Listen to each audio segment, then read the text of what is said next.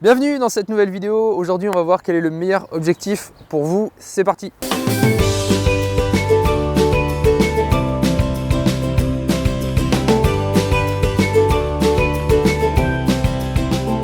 Si vous êtes contenté de prendre le kit de base avec votre réflexe, vous vous êtes retrouvé avec le même objectif et c'est extrêmement dommage. Toutes les marques proposent le même objectif en entrée de gamme, c'est le 18-55 et vous allez vous rendre compte que c'est pas un très bon choix et que vous pouvez faire mieux, voire même mieux pour moins cher. Pour cette vidéo, je vais utiliser un Canon 550D, c'est équivalent à n'importe quel réflexe entrée de gamme à un petit capteur, ce qu'on appelle un format APS-C. Donc vous pouvez facilement vous identifier à ce boîtier-là. Première chose à savoir quand on a son kit 18-55 et qu'on veut prendre en portrait quelqu'un, je vais évidemment zoomer. Donc je ne vais pas rester sur la focale 18. Au tout début, quand je dézoome, je vais plutôt avancer vers le 55. Pourquoi? Parce que si je suis à 18, ça va déformer l'image et ça va déformer la personne que je suis en train de prendre en photo. Évidemment, moi qui veux la mettre en valeur, c'est absolument pas ce que je cherche à faire. Donc je passe à 55. C'est parti, voilà, comme ça. Simple. 1, 2. Je viens de prendre un portrait, j'avais un arrière-plan assez loin. Maintenant, je vais changer, je vais prendre un arrière-plan un peu plus proche, un mur neutre. Pourquoi neutre? Parce que si jamais il y a des accessoires dessus, s'il y a des détails un peu trop marqués, ça va détourner l'attention. Et qu'est-ce que je fais? Je demande à Léa qu'elle s'avance un tout petit peu du mur. Pourquoi? Parce que si elle reste proche du mur, on va très bien voir les détails. Si elle s'avance un tout petit peu, les détails vont être un peu masqués, ils vont être un peu floutés. Et en quelque sorte, quand je lui demande de faire un pas en avant par rapport au mur, je lisse le mur et je le rends moins intrusif en fait sur ma photo.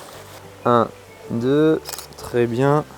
Après avoir pris deux portraits, je vais rester un petit peu plus loin et introduire Léa dans son environnement. Maintenant, je sors de l'objectif du kit de base et je pose un 50 mm 1.8 et je vais refaire exactement les mêmes photos que j'ai prises. Donc, on fait le portrait. Là, je refais le deuxième portrait, je lui demande de s'avancer par rapport au mur pour lisser le mur et le flouter un petit peu. C'est parti. Et là, je fais la fameuse photo, voilà, pas plus, où j'intègre la façade dans ma photo. Bon, du coup, entre les deux, il n'y a absolument pas photo. Sur le kit de base, quand je photographie Léa, je ne peux pas la détacher de mon arrière-plan. Et du coup, c'est pas le portrait le plus efficace qui soit. C'est-à-dire que ce qui est génial en portrait, c'est d'avoir une profondeur de champ, et c'est là où il y a la différence entre les deux, qui soit très fine. Ça, c'est sympa. C'est-à-dire que la zone de netteté va être uniquement sur mon sujet, et derrière, je fais un flou. Et en fait, avec cet objectif, le 50 mm 1.8, j'ai le choix. Je peux faire les deux. Je peux intégrer l'arrière-plan, ça va être tout net, ou alors flouter. Avec le kit du 18-55, j'ai pas le choix. Je suis obligé d'intégrer mon sujet dans l'arrière-plan parce que je ne peux pas flouter. En guise d'exemple, voici ce que ça peut donner si j'ai un sujet assez proche de moi en termes de flou. On y va. Là, c'est tellement flouté sur le sujet qui est le doigt de Léa que derrière, elle est complètement floue et on la devine à peine. On recommence, même photo, un sujet prêt. Là, cette fois-ci, j'ai le kit 18-55. C'est parti. Et bien, sur cette photo, on voit que c'est absolument pas du tout pareil. C'est-à-dire que le doigt de Léa va être effectivement net, mais derrière, on peut la distinguer aussi. Et c'est-à-dire qu'on ne peut pas trop jouer sur la profondeur de champ en fin de compte. La bonne surprise avec cet objectif, c'est que de toute la gamme des objectifs Canon, c'est lui le moins cher. Alors qu'il est de loin meilleur à mon sens que son copain, le 18-55. Alors c'est le cas pour Canon, mais pour Nikon ou pour les autres marques, c'est à peu près le cas aussi. C'est-à-dire que de toutes les gammes d'objectifs qui sont proposés, le 50 mm 1.8 va être parmi les plus accessibles.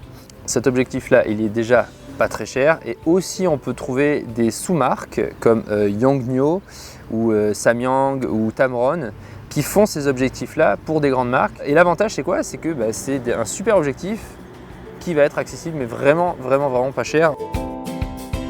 Ce qui est absolument fondamental et super avec le 50 mm, c'est qu'on appelle ça un objectif, on dit que c'est un objectif très lumineux.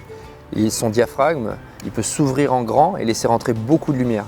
Il ouvre à 1.8, ce qui n'est pas du tout le cas du 18-55. Ça veut dire quoi? Ça veut dire que là, pour un moment comme ça où j'ai énormément de lumière, ça va très bien. Je vais pouvoir faire des bonnes photos avec mon 18-55. Seulement, quand le soir va arriver, ou alors si je vais être dans une pièce et que j'ai envie de faire une photo d'un copain, etc., mais j'ai pas beaucoup de lumière, le 18-55 va être dépassé. Pourquoi? Parce que je vais devoir augmenter les ISO sur mon boîtier et je vais faire rentrer du grain, je vais faire rentrer du bruit dans ma photo, ça va pas être beau. A l'inverse, le 50 mm, ce sera très facile. J'aurais juste besoin d'ouvrir en grand mon diaphragme et la lumière qui commençait à manquer un petit peu, elle va pouvoir quand même rentrer et je vais pouvoir continuer à faire des photos. Donc je peux faire des photos de nuit, je peux faire des photos le soir, le matin quand il manque de la lumière, etc. Donc le seul point positif du 18-55 par rapport à son copain le 50 mm, ça va être le grand angle. Effectivement, si je dézoome et que je me mets sur la focale 18 ici, eh bien là j'ai un angle de vue assez large et je peux me permettre de faire des photos par exemple dans une pièce où j'ai pas trop de recul, dans une rue où j'ai pas trop de recul et avoir plus d'éléments qui rentrent dans ma photo. C'est le seul avantage qu'il va avoir sur le 50 mm. Ok, on va voir ce que ça donne si jamais j'essaie d'ouvrir un petit peu plus mon cadre. On va avoir un cadre plus large de sorte à intégrer la fontaine, mon sujet qui est Léa et les façades extérieures. Donc c'est parti. On va essayer de faire la même chose cette fois-ci avec le 50 mm, donc c'est plus serré, ce qui fait que moi je suis obligé de reculer, mais vraiment beaucoup. Donc on va voir ce que ça donne ici. Objectif, insérer le sujet dans son environnement. Je trouve que c'est pas assez large, donc je vais reculer encore un peu. Je vais mettre là pour essayer d'avoir plus de recul. Ok, c'est parti. Tac. Bon, ce qu'on voit clairement, c'est que c'est pas très adapté si jamais je dois faire une photo où j'ai besoin de beaucoup d'espace. Ça, c'est clairement un zoom en fait. Et comme c'est une focale fixe, je peux pas zoomer et dézoomer. Ça veut dire qu'à chaque fois que j'ai besoin d'avancer ou reculer sur le sujet, je peux pas me permettre de faire ça avec mon objectif. C'est moi, c'est mes jambes qui vont faire le zoom. Donc je suis obligé d'avancer ou je suis obligé de reculer moi-même. Donc on va dire que c'est pour des photos non préparées, quand je suis en voyage, je suis par exemple dans un bus et j'ai des rues intéressantes qui défilent devant moi, je peux zoomer, dézoomer et essayer de trouver des points de vue qui sont intéressants. Donc pour moi c'est une bonne qualité, effectivement il propose un grand angle, mais ça ne suffit pas à dépasser le 50. Être obligé de bouger, ça va développer votre œil de photographe, c'est-à-dire que vous allez devoir bouger autour de votre sujet et chercher l'angle qui vous correspond. Et cette recherche-là, c'est de l'expérience. Et quand on cherche un angle de vue, quand on cherche un point qui nous plaît, etc., c'est comme ça qu'on apprend à devenir bon photographe. Le problème du zoom, c'est qu'on devient paresseux. C'est-à-dire que, ah, je suis trop près, qu'est-ce que je fais? Réflexe, hop, je dézoome. Ah, je suis un peu trop loin, hop, je zoome. Et en faisant ça, je me suis empêché moi d'avancer ou de reculer et du coup de trouver d'autres potentielles photos qui vont m'intéresser. Et du coup, cette paresse-là, elle empêche, je trouve, de bien progresser. A l'inverse, avec le 50, si je suis trop loin, si je suis trop près, etc., je bouge à chaque fois et à chaque fois, je garde un œil sur ma photo pour voir où j'en suis et là, je développe un œil de photographe. Donc par exemple, si Léa est posée sur la pelouse, je vais essayer de tourner autour d'elle et le fait de tourner, de m'avancer, de reculer, etc., va me faire trouver au final la photo qui m'intéresse.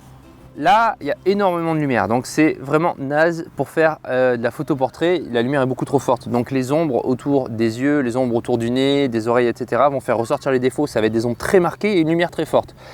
Donc on ne prend pas exemple sur ces photos-là pour prendre des photos, c'est pas top. À tes souhaits. Ok, Léa, on va prendre une photo comme ça. Donc, ok, voilà, visage détendu, ça me plaît. Tac. Donc sur cette photo, on voit clairement que ça va pas parce que voilà, la zone de lumière est beaucoup trop forte et les ombres sont trop fortes aussi, c'est pas top. Quand on fait un shooting photo, généralement on est plutôt vers le soir ou le matin pour avoir une lumière faible, une lumière douce. Je vais changer, on va voir ce que ça donne si je me mets de face. 1, 2, tac. C'est la même chose, lumière beaucoup trop forte et ombre trop forte aussi, donc ouais, c'est pas top, ça fait sortir les défauts.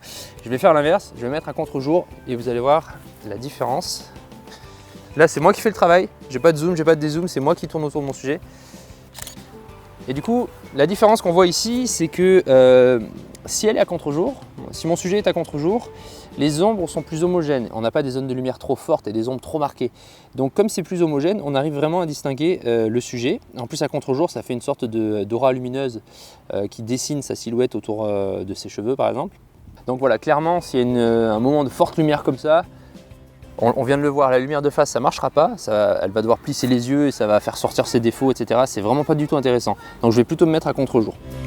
Qu'est-ce qu'on peut retenir de cette vidéo? Déjà que je ne sais pas me coiffer. Le 18-55, il va l'emporter si vous partez en voyage, effectivement, et que vous avez envie de faire des photos de voyage prises sur le vif, etc.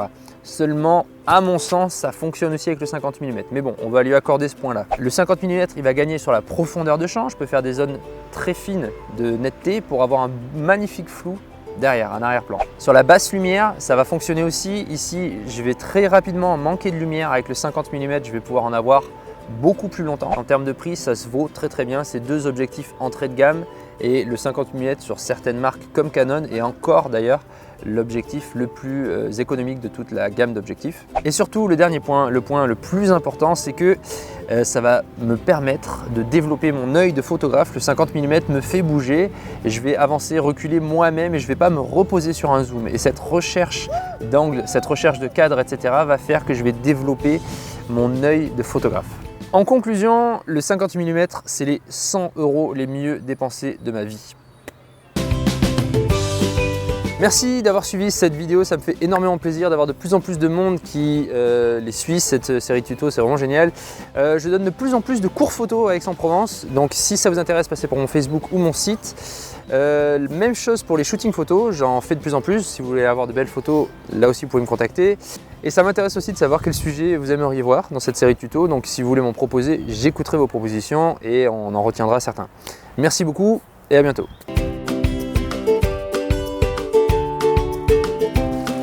Ok, après avoir pris deux portraits, je vais rester un petit peu plus loin. Deux portraits, je vais rester un petit peu plus...